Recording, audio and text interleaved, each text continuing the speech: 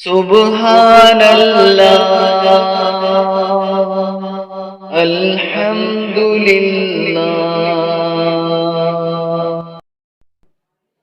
السلام علیکم دوستو، میں آپ کا دوست محمد ذاکر سلمانی۔ دوستو، آج شب برأت ہے اور اس موقع پر ہمارے چینل پر مولانا جاہد صاحب تشریف لائے ہوئے ہیں، بڑی خوشی کی بات ہے۔ تو دوستو، آج ہم علم حاصل کریں گے شب برأت پہ کہ ہمارے نبی صلی اللہ علیہ وسلم نے شب برأت میں کیا کیا اور کیا نہیں کیا، کیونکہ ہماری زندگی میں آج بہت سارے من گھڑت ریتی رواج ہمارے دلوں پر چھائے ہوئے ہیں، ان کو ہمیں نکالنا ہوگا۔ اس لیے ہم جو ہے اب علم حاصل کریں گے شب برأت کے بارے میں۔ تو چلیے ہم جو ہے مولانا صاحب سے جو ہے کچھ سوالات کریں گے، جیسے کہ ہمارے کچھ سوالات ہیں۔ پہلا سوال ہے ہمارا مولانا صاحب کی شب برأت کیا ہے؟ بسم اللہ الرحمن الرحیم۔ دیکھیے، میں اس سلسلے میں آپ حضرات کے سامنے مختصراً عرض کرنا چاہوں گا۔ حضرت نے پہلا سوال کیا ہے کہ شب برات کیا ہے۔ یہ شب کے معنی آتے ہیں رات کے، اور برات کے معنی آتے ہیں چھٹکارا۔ ترجمہ ہوگا کہ چھٹکارے کی رات۔ چونکہ آپ علیہ الصلاۃ والسلام نے فرمایا کہ اللہ تبارک و تعالی اس رات میں بنو کلب کی بکریوں کے بالوں کے برابر لوگوں کو جہنم سے چھٹکارا عطا فرماتے ہیں، اس لیے اس رات کو شب برات یعنی چھٹکارے کی رات۔ اس رات کی فضیلت کا جہاں تک سوال ہے تو 10 صحابہ رضی اللہ عنہ اجمعین ایسے ہیں کہ جن سے اس رات کی فضیلت کے بارے میں احادیث مروی ہیں۔ ان میں سے بعض احادیث اگرچہ سند کے اعتبار سے کمزور اور ضعیف ہیں، لیکن بعض روایتیں ایسی ہیں کہ جن سے ان کمزور روایتوں کی تائید ہو جاتی ہے، اور محدثین کا فیصلہ ہے کہ اگر ایک کمزور روایت کی تائید دوسری روایت سے ہو جائے تو پھر اس روایت کا ضعف اور کمزوری دور ہو جاتی ہے۔ اس لیے خیر القرون کے لوگ اور ہم سے پہلے لوگ اس رات سے فائدہ اٹھاتے ہوئے آئے ہیں، اس لیے ہمیں بھی اس رات سے فائدہ اٹھانا چاہیے، نماز پڑھنی چاہیے، دعا مانگنی چاہیے، تسبیحات پڑھنی چاہیے، اور اسی طریقے سے کلام اللہ کی تلاوت کرنی چاہیے۔ جی مولانا صاحب، دوسرا ہمارا سوال ہے شب برات کے دن حلوہ بنانا کیسا ہے، صحیح ہے یا غلط ہے؟ دیکھیے، اس بارے میں ابھی میں نے بتلایا تھا کہ شب برات یہ چھٹکارے کی رات ہے۔ اس میں اللہ تبارک و تعالی لوگوں کو بنو کلب کی بکریوں کے بالوں کے برابر جہنم سے چھٹکارا عطا فرماتا ہے۔ جب شیطان نے یہ دیکھا کہ اللہ تبارک و تعالی اتنے سارے لوگوں کی مغفرت کر دیں گے اور انہیں جہنم سے نکال دیں گے، اور دنیا میں بسنے والے لوگ اللہ تبارک و تعالیٰ کی اس رات میں عبادت کریں گے، انہیں اتنا ثواب ملے گا، تو شیطان نے سوچا کہ کوئی ان کے اندر ریتی اور رواج جاری کر دیا جائے جس میں یہ ہلگے رہیں اور اللہ تبارک و تعالیٰ کی عبادت کی طرف نہیں آئیں۔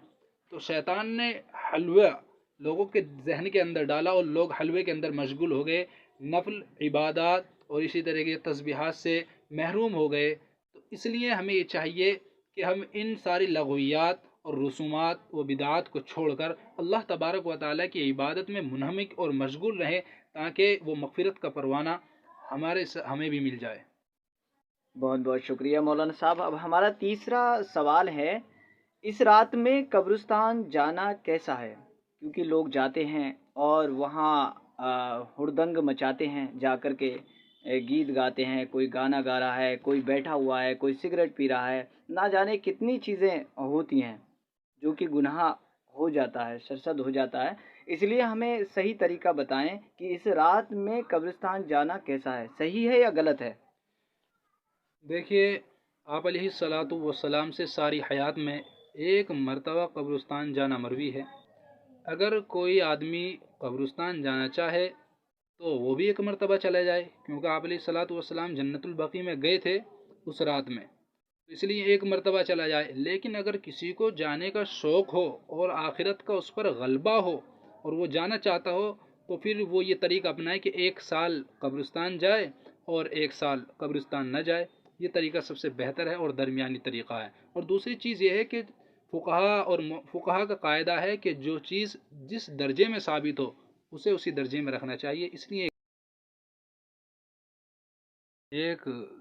سال صرف پوری زندگی میں آپ علیہ الصلاۃ والسلام گئے ہیں، تو ہمیں بھی ایک مرتبہ جانا چاہیے۔ جی جی شکریہ مولانا صاحب۔ اب ہمارا چوتھا سوال ہے، شب برات کا روزہ رکھنا کیسا ہے؟ دیکھیے، صرف ایک ضعیف روایت سے اس کے روزے کا ثبوت ملتا ہے، اور بعض متشدد علماء نے کہا ہے کہ اس کا روزہ رکھنا نہ مستحب ہے اور نہ سنت ہے۔ البتہ وہ یہ کہتے ہیں کہ آپ علیہ الصلاۃ والسلام نے بیان فرمایا ہے کہ پورے شعبان کے مہینے میں روزے رکھنے چاہیے اور اس کی ایک فضیلت ہے۔ اس لیے اس فضیلت کا ثواب حاصل کرنے کے لیے 15ویں تاریخ کو روزہ رکھ سکتا ہے، کیونکہ یہ 15ویں تاریخ بھی شعبان کے مہینے کا ایک حصہ ہے۔ اور دوسری وجہ یہ ہے کہ آپ علیہ الصلاۃ والسلام 13ویں، 14ویں اور 15ویں تاریخ کا روزہ رکھتے تھے، جن کو ایام بیض کہا جاتا ہے۔ بیض کے معنی سفید۔ وجہ اس کی یہ تھی تاکہ اللہ تبارک و تعالی ہمارے دلوں کو سفید کر دے، اور یہ 15ویں تاریخ بھی چونکہ ایام بیض میں آتی ہے، اس لیے اس کی وجہ سے روزہ رکھ سکتا ہے۔ تو ان دو کی وجہ سے اگر روزہ رکھے تو انشاءاللہ وہ عند اللہ ماجور ہوگا اور اسے اس دن روزہ رکھنے پر ثواب دیا جائے۔ جی جی ہمارا اب اگلا سوال ہے مولانا صاحب۔ یہ سوال ہمارا ہے کہ ہمیں جو ہے نفل مسجد میں پڑھنے چاہیے یا گھر پڑھنے چاہیے؟ کیونکہ آج کل ماحول یہ بنا ہوا ہے کہ ہم دیکھتے ہیں کہ لوگ جو ہے مسجدوں میں جا رہے ہوتے ہیں، اور جو ہے بہت زیادہ شور شرابہ بھی دیکھتے ہیں ہم، اور کوئی نفلیں صحیح طریقے سے پڑھ بھی نہیں پاتا ہے، باقی جو ہے باتیں ہو رہی ہوتی ہیں، موج مستیاں ہو رہی ہوتی ہیں۔ تو ہمیں جو ہے اس میں یہ الجھاؤ سا تھوڑا ہو رہا ہے کہ ہمیں مسجد میں جا کر کے نفل پڑھنے چاہیے یا اپنے گھر ہی پڑھ لینے چاہیے، کون سا بہتر ہے؟ دیکھیے، نفل میں تنہائی مقصود ہے، بس تم ہو اور تمہارا اللہ ہو، یہ چیز اصل مقصود ہے، اور یہ چیز گھر میں رہ کر اچھی طریقے سے حاصل ہو سکتی ہے۔ اور دوسری بات یہ ہے کہ نفل میں اصل قاعدہ یہ ہے کہ گھر پر ادا کریں۔ آپ علیہ الصلاۃ والسلام نے پوری زندگی فرض نماز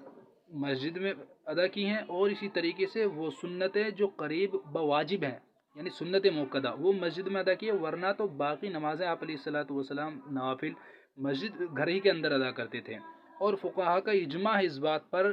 کہ نفل گھر کے اندر ادا کرنا یہ مسجد میں ادا کرنے سے افضل اور بہتر ہے، اس لیے ہمیں گھر ہی میں نفل ادا کرنے چاہیے۔ جی مولانا صاحب، اب ہمارا جو ہے آخری سوال ہے۔ سوال یہ ہے کہ صلاۃ و تسبیح پڑھنے کا طریقہ کیا ہے؟ جی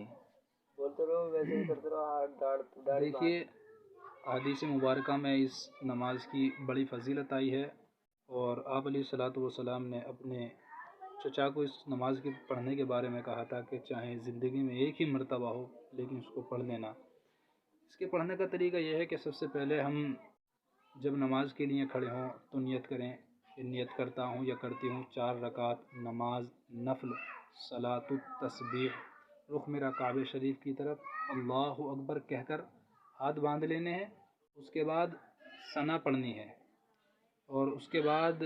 الحمد شریف، اور پھر کوئی صورت ملانی ہے۔ صورت کے بعد تیسرا کلمہ سبحان اللہ والحمد للہ ولا الہ الا اللہ واللہ اکبر، یہاں تک بھی پڑھ سکتے ہیں، اور پھر لا حول ولا قوت الا باللہ، اسے پورا بھی پڑھ سکتے ہیں۔ 15 مرتبہ یہ پڑھیں، اس کے بعد رکوع میں چلے جائیں، پھر رکوع کی تسبیح پڑھنے کے بعد یعنی سبحان ربی العظیم 3 بار پڑھنے کے بعد پھر یہ 10 مرتبہ تیسرا کلمہ پڑھنا ہے۔ 10 مرتبہ پڑھنے کے بعد اللہ اکبر کہہ کر سیدھا کھڑا ہو جانا ہے، پھر کھڑے کھڑے سجدے میں جانے سے پہلے 10 مرتبہ پھر یہ تیسرا کلمہ پڑھنا ہے۔ تیسرا کلمہ پڑھ کے پھر اللہ اکبر کہتے ہوئے سجدے میں جانا ہے، اور پہلے سجدے میں سجدے کی تسبیح یعنی سبحان ربی الاعلیٰ کہہ کر پھر 10 مرتبہ اس تیسرے کلمے کو پڑھنا ہے، اللہ اکبر کہہ کر پھر بیٹھ جانا ہے اور پھر 10 مرتبہ اس کلمے کو پڑھنا ہے، پھر دوسرے سجدے کی تکبیر کہتے ہوئے دوسرے سجدے میں چلے جانا ہے، پھر دوسرے سجدے کی تسبیح پڑھنے کے بعد پھر سبحان رب تیسرا کلمہ سبحان اللہ والحمد للہ ولا الہ الا اللہ واللہ اکبر 10 مرتبہ پڑھنا ہے، پھر دوسرا سجدہ کرنے کے بعد بیٹھ جائیں، کھڑے نہ ہوئیں، وہیں بیٹھے بیٹھے تیسرا کلمہ پھر 10 مرتبہ پڑھنا ہے، اور بغیر 10 مرتبہ پڑھنے کے بعد بغیر اللہ اکبر کہے ہوئے کھڑا ہو جانا ہے، پھر وہی کرنا ہے جس طریقے سے پہلی رکعت میں کیا، الحمد شریف پڑھیں اور پھر کوئی سورت پڑھیں، اس کے بعد پھر 15 مرتبہ سبحان اللہ والحمد للہ ولا الہ الا اللہ واللہ اکبر پڑھنا ہے، پھر رکوع میں چلے جانا ہے، رکوع کی تسبیح پڑھنے کے بعد یعنی سبحان ربی العظیم پڑھنے کے بعد 10 مرتبہ پھر سبحان اللہ والحمد للہ ولا الہ الا اللہ واللہ اکبر یہ تیسرا کلمہ پڑھنا ہے، اس کے بعد پھر کھڑے ہو جانا اور پھر کھڑے یہ تیسرا کلمہ 10 مرتبہ پڑھنا ہے، پھر رکوع میں جا کر تسبیح پڑھنے کے بعد سجدے میں جا کر پھر 10 مرتبہ سبحان اللہ والحمد للہ ہی کہنا ہے، پھر بیٹھ کر 10 مرتبہ کہنا ہے، پھر دوسرے رکوع میں دوسرے سجدے میں جا کر 10 مرتبہ کہنا ہے، پھر بیٹھ جائیں اور بیٹھ کر پھر یہی تیسرا کلمہ 10 مرتبہ پڑھنا ہے، اس کے بعد التحیات پوری پڑھ کر کھڑے ہو جانا ہے، پھر تیسری رکعت میں بھی اسی طریقے سے کرنا ہے، الحمد شریف پڑھیں